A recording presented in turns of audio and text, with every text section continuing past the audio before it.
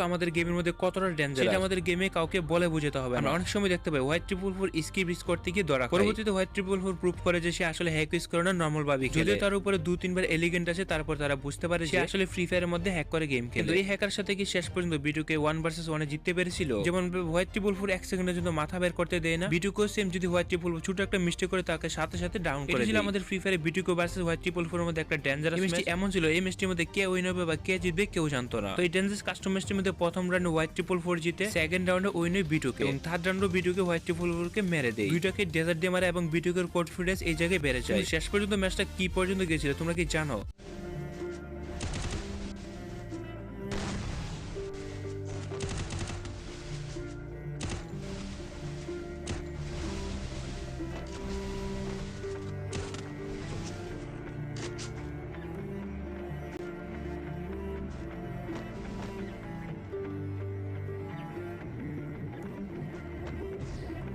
Feel it hopeless when you think that you lost. Oh, I will take your hand in. We'll rise up from the dust. Oh, here we go, go, go, let us heal and go. You will be alone. We'll stop right. Don't be afraid to show what we're going for. This is what we know.